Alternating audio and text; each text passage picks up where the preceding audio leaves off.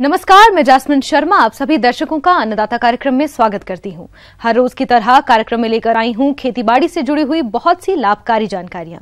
तो चलिए सबसे पहले देखते हैं क्या है विशेष आज के कार्यक्रम में। गेहूं की इस समय बुआई जोरों पर है और बहुत से किसान बुआई की तैयारी में लगे हैं।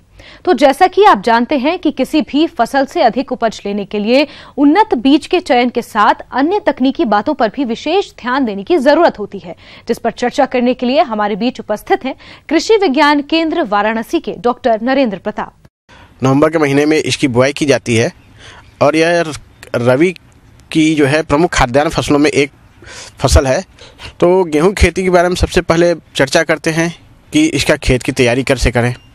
खेत की तैयारी में 2.5 किलोग्राम ट्राइकोडर्मा का प्रयोग जो है 60 किलोग्राम अच्छी सड़ी हुई गोबर के साथ मिला करके एक छायादार स्थान पर रख देते हैं और रखने के बाद इसको जो है टाट की बोरी से ढक देते हैं और प्रतिदिन इसको जो है नमी देते हैं। 10 से 15 दिन बाद इस तरह उपचारित जो है गोबर की खाद का प्रयोग बुआई से पूर्व खेत में मिलाकर उसके बाद जो है अच्छी तरह खेत की जुताई करके खेत में अच्छी तरह से मिलाकर बीज की बुआई करेंगे तो मृदा जनित की कई तरह की हमारी बीमारियां और उसमें जो हमारे दीमक या जो है उसके साथ जो निमेटोड्स हैं वो जो है कंट्रोल में रहते हैं।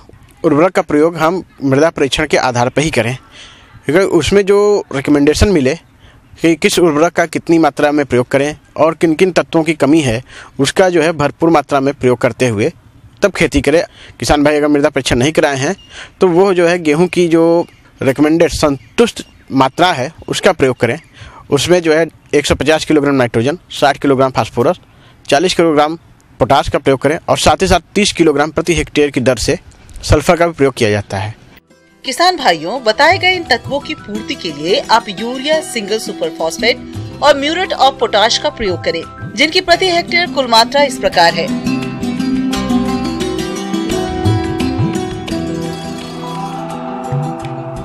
इन उर्वरकों में से यूरिया की आधी और अन्य उर्वरकों की पूरी मात्रा का प्रयोग बुवाई के समय करें और बची हुई यूरिया की 175 किलोग्राम मात्रा का प्रयोग खड़ी फसल में 2 बार में करें। गेहूं की प्रजातियों की बात करें, क्योंकि गेहूं में समय से बुआई करने के लिए हमारी जो प्रचलित प्रजातियां हैं जिसमें DBW 17 और PBW 550, PBW 343 और जो इस समय बहुत ही पॉपुलर वैरायटी है HD 2967। बीज दर की बात होती है तो किसान भाई जैसे ज़्यादातर किसान भाई जो है छिटकवा विधि से गेहूं की बुआई करते हैं, जिसमें अत्यधिक बीज की और उर्वरक की मात्रा प्रयुक्त हो जाती है। अतः उनको चाहिए गेहूं की जो है जो संतुष्ट जो है बीज दर है उसी का प्रयोग करें, उससे उनका बीज में बचाव होता है। इसके लिए अगर आप जो है सामान्य गेहूँ की बुआई कर रहे हैं तो 100 किलो प्रति हेक्टेयर की दर से बीज की बुआई करें और यदि मोटे दाने की गेहूँ की बुआई कर रहे हैं तो 125 किलोग्राम प्रति हेक्टेयर बीज की बुआई करें। हम जो है गेहूं में सबसे पहले फंजीसाइड जैसे कार्बानडेनजिम का प्रयोग करते हैं। इसकी मात्रा 2 ग्राम प्रति किलो बीज की दर से प्रयोग करते हैं। उसके बाद जो है फंजीसाइड के बाद आता है हमारा कोई कवकनाशी, जिसमें हम ट्राइकोडर्मा का प्रयोग करते हैं। ट्राइकोडर्मा से ट्रीटमेंट करते हैं, इसका भी 2.5 ग्राम प्रति किलो बीज की दर से प्रयोग किया जाता है। गेहूँ की बुआई में किसान भाई यह सुनिश्चित करें कि बुआई जो है लाइन से हो, क्योंकि छिटकवा में एक ही जगह पर कई दाने पड़ जाते हैं और साथ ही साथ यह भी सुनिश्चित हो जाता है छिटकवा बुआई करने पर कि दाना कहीं पड़ता है और खाद कहीं पड़ता है, जिससे उस खाद का सही मात्रा में प्रयोग जो है गेहूं जो है नहीं कर पाता, फसल नहीं ले पाती, खाद का सही प्रयोग नहीं हो पाता। अतः किसान भाई गेहूं की बुआई लाइन से करें। लाइन से लाइन की दूरी है जो सामान्य दशा में जो बुआई की जाती है समय से, उसमें 18 सेंटीमीटर से लेकर 23 सेंटीमीटर और बीज की गहराई 4 से 5 सेंटीमीटर तक ही रखी जाए। अक्सर देखने में आता है कि किसान बुवाई के बाद फसल में खरपतवारों की समस्या से परेशान रहते हैं। तो इस समस्या के समाधान का सबसे अच्छा तरीका है खरपतवारनाशी रसायनों का प्रयोग। तो इसके लिए आप गेहूं की बुवाई के 3 दिन के अंदर पेंडिमेथिलीन खरपतवारनाशी की 3.3 लीटर मात्रा को 600 से 700 लीटर पानी में घोलकर प्रति हेक्टेयर खेत में छिड़काव करें। बहुत प्रकार के खरपतवार लगते हैं, उनके नियंत्रण के लिए है कि आप जो है बुआई से 20 से 30 दिन के अंतराल पर आप जो है 2 बार से 3 बार जो है निराई गुड़ाई करें मैनुअली। अन्यथा जो है, क्योंकि गेहूं में 2 तरह के खरपतवार पाए जाते हैं, चौड़ी पत्ती और सकरी पत्ती वाले। चौड़ी पत्ती वालों पे नियंत्रण के लिए 2,4-D सोडियम साल्ट का प्रयोग किया जाता है और सकरी पत्तियों के लिए आइसोप्रोट्रियान या सल्फोसल्फ्यूरान का प्रयोग किया जाता है। अगर किसान भाइयों के खेत में चौड़ी पत्ती और सकरी पत्ती के दोनों वीड दिखाई दे रहे हैं तो सल्फर सल्फ्यूरान प्लस मेट सल्फ्यूरान का प्रयोग करें, जो चौड़ी पत्तियों के साथ साथ जो है सकरी पत्ती के भी खरपतवारों का भी नाश कर देते हैं। अतः किसान भाई गेहूं का अधिक उत्पादन लेना चाहते हैं तो वैज्ञानिक ढंग से खेती करेंगे तो उन्हें कम क्षेत्रफल में अधिक उत्पादन प्राप्त होगा और साथ साथ बीज की क्वालिटी भी अच्छी प्राप्त होगी, जो उनके आय में वृद्धि में बहुत ही सहयोगी होगा। पानी की हर एक बूंद की कीमत को समझाते हुए भारत सरकार ने प्रधानमंत्री कृषि सिंचाई योजना बनाई है। आज की स्थिति में किसानों को ऐसी योजनाओं की ज्यादा जरूरत है, तो किसान इस योजना का लाभ कैसे ले सकते हैं और इससे किसानों को क्या फायदे होंगे, इस बारे में जानकारी दे रहे हैं बाराबंकी के जिला उद्यान अधिकारी महेंद्र कुमार। बीते कई दशकों से तमाम सरकारी प्रयासों के बावजूद कृषि योग्य भूमि का ज्यादातर भाग आज भी बारिश पर आश्रित है। मानसून की स्थिति बिगड़ने पर उपज अच्छी नहीं हो पाती। इस स्थिति में किसानों की कृषि आमदनी में गिरावट आती है। किसानों की स्थिति में बदलाव लाने के लिए शासन ने कई बड़े निर्णय लिए हैं। मानसून पर खेती की निर्भरता कम करने और हर खेत तक पानी पहुँचाने के लिए प्रधानमंत्री कृषि सिंचाई योजना को लागू किया गया है। प्रधानमंत्री कृषि सिंचाई योजना में जो मुख्य इसके लाभ के रूप में देखा जाता है, तो सबसे पहले जो हम खेत में पानी देते हैं, पानी जो फालतू का भरा रहता है खेत में, उसकी काफी मात्रा में बचत कर लेते हैं। आप जो भी फ्लड सिंचाई के माध्यम से करते हैं, उसका हम लोग ड्रिप इरिगेशन के माध्यम से 20 या 25% उसकी आवश्यकता होती है उस पानी की।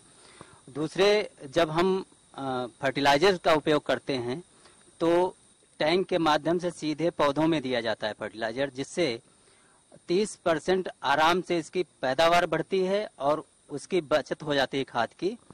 इससे क्या होता है, हमारी जो फसल की लागत है वो आधी हो जाती है। प्रधानमंत्री कृषि सिंचाई योजना के तहत सिंचाई के उन उपकरणों और योजनाओं पर भारी सब्सिडी दी जा रही है जिनमें पानी, खर्च और मेहनत सबकी बचत होती है। योजना के अंतर्गत ड्रिप एवं स्प्रिंकलर सिंचाई प्रणाली को प्रभावी ढंग से विभिन्न फसलों में अपनाने के लिए प्रोत्साहित किया जा रहा है। इस सिंचाई पद्धति को अपनाकर 40 से 50% पानी की बचत के साथ ही 35 से 40% उत्पादन में वृद्धि और उपज की गुणवत्ता में सुधार किया जा सकता है। बागवानी, कृषि एवं गन्ना फसल में अधिक दूरी एवं कम दूरी वाली फसलों के लिए ड्रिप सिंचाई पद्धति को लगाकर अच्छा उत्पादन एवं जल संचयन किया जा सकता है।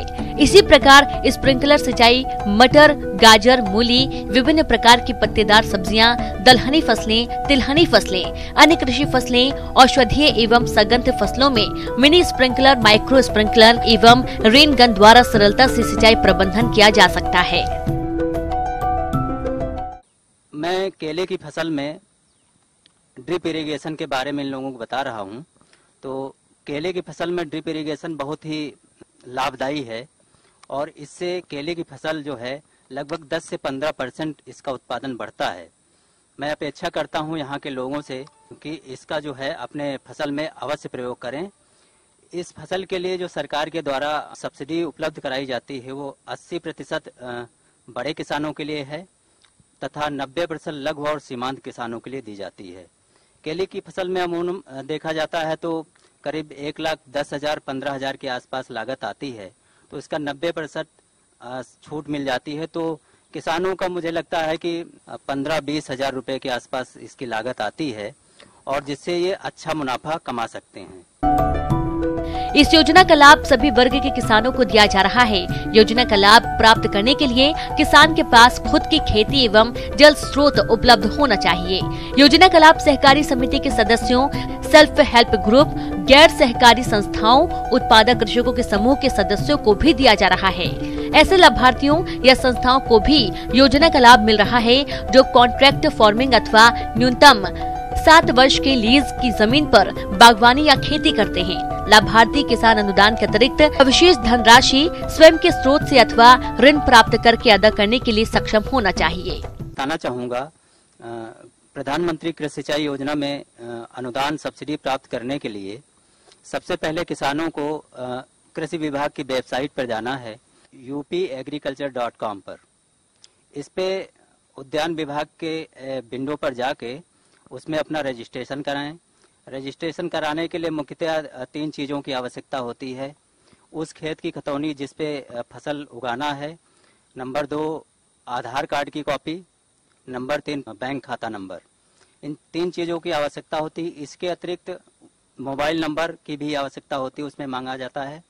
तो इन चीज़ों को उसमें फिल करके आप रजिस्ट्रेशन करा सकते हैं और जैसे ही आप अपने खेत पे अपना सिस्टम लगा लेंगे और बिल वाउचर हमारे कार्यालय में सबमिट कर देंगे, 1 सप्ताह के अंतर्गत आपकी सब्सिडी रिलीज कर दी जाती है कार्यालय के माध्यम से और वो आपके खाते में सीधे डीबीटी के माध्यम से जाती है।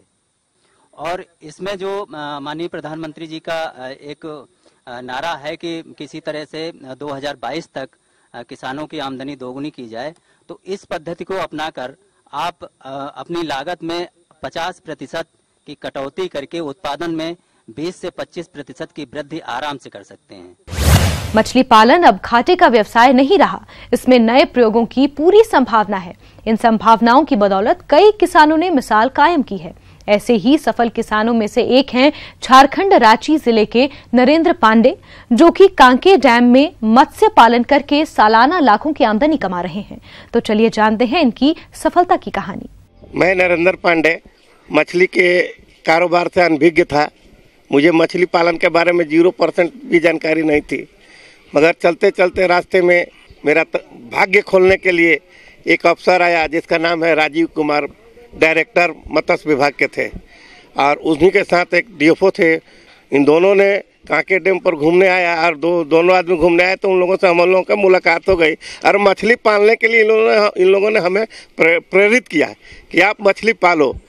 और मेरे पास बहुत ही प्रकार की मछलियां हैं, रेहू, कतला, मिर्गल, पंगास, लैलून टिका, black carp, grass carp, silver carp, large scale में इसका मैं पालन कर रहा हूं और बहुत ही ज़्यादा मुझे इसका रिस्पांस भी मिल रहा है।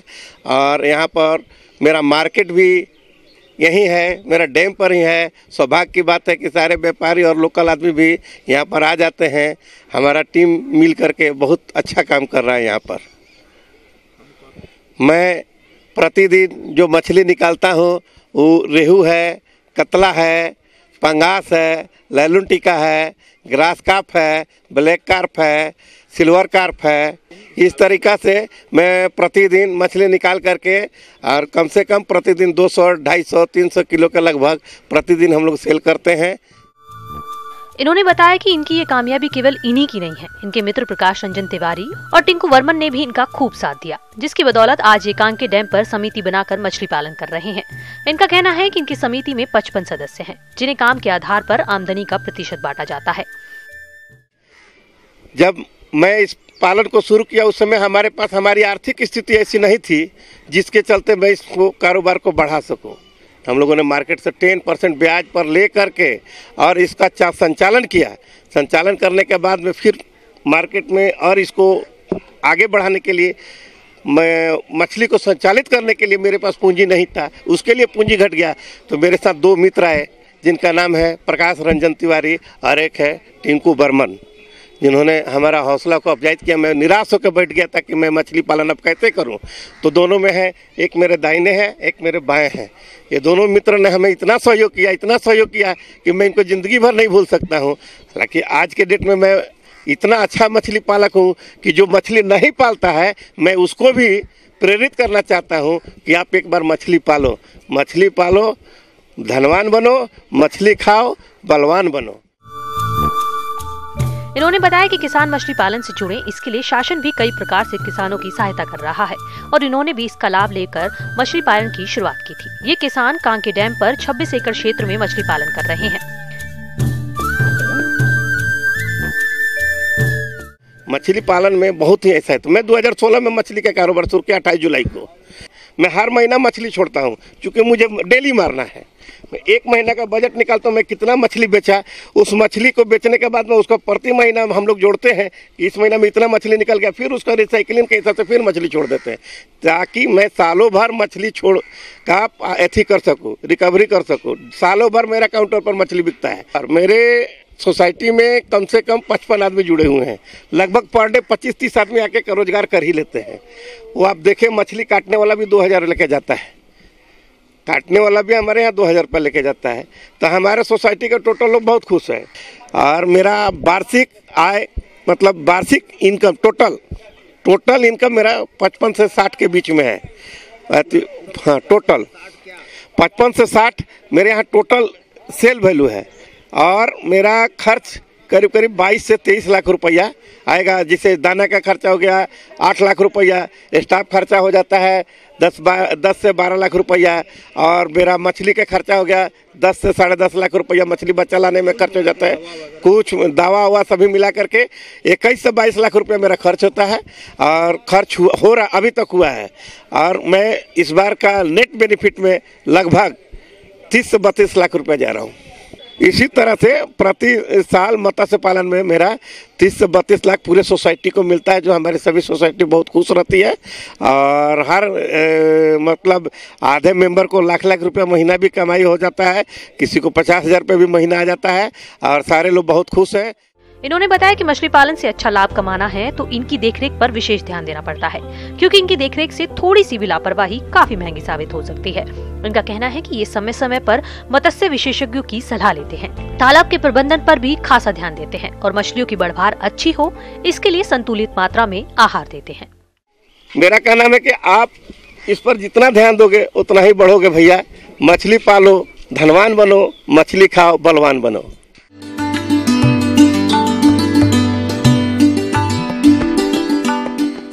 जॉन डियर अन्नदाता हेल्पलाइन निशुल्क फोन संपर्क सेवा के माध्यम से आपके द्वारा पूछे गए प्रश्नों में से 1 या 2 महत्वपूर्ण प्रश्नों को हम अपने कार्यक्रम में शामिल करते हैं।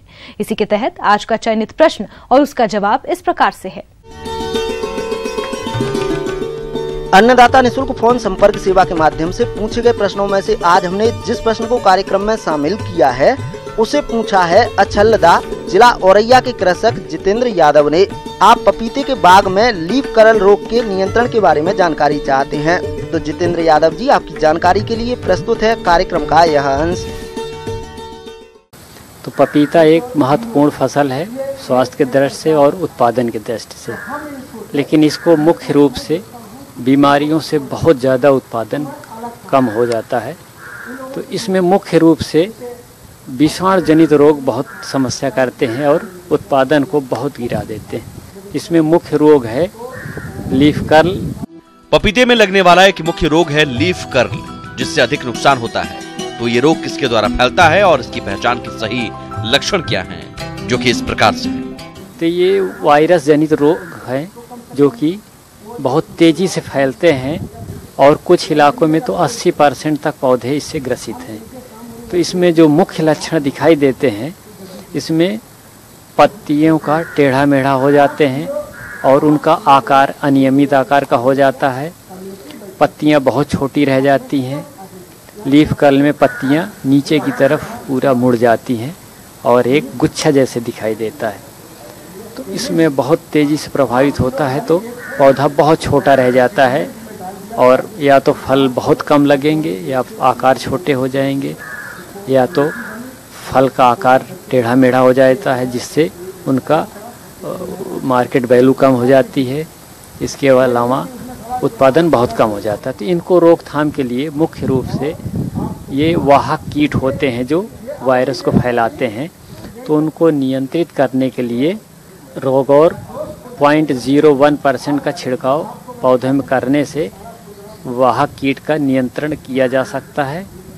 इसके अलावा शुरू में जैसे ही रोग लक्षण किसी भी पौधे में दिखाई दे, उसको तुरंत हटा के जला दें, जिससे कि आगे दूसरे पौधों में न फैल पाए। हम ये उम्मीद करते हैं कि आज का कार्यक्रम आप सभी दर्शकों के लिए उपयोगी रहा होगा। किसान भाइयों, अन्नदाता आपकी सेवा के लिए संकल्परत है। कृषि संबंधित समस्या एवं सुझावों के लिए आप हमें इस पते पर संपर्क कर सकते हैं। प्रोड्यूसर अन्नदाता, news 18 Uttar Pradesh Uttarakhand, Ramoji film city Hyderabad 501512। और साथ ही आप हमें ईमेल भी कर सकते हैं। हमारा ईमेल है p18annadata@nw18.com।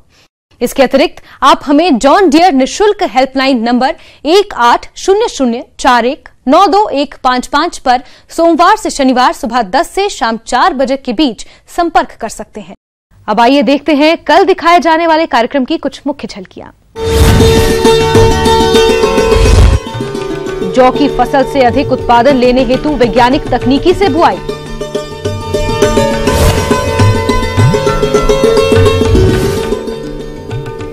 फूल गोभी उत्पादन की सफलता की कहानी। किसान भाइयों, अब समय हो रहा है आपसे विदा लेने का, तो हमारी अन्नदाता टीम को दीजिए इजाजत। कल फिर आपसे मुलाकात होगी कृषि संबंधित कुछ और महत्वपूर्ण जानकारियों के साथ। नमस्कार।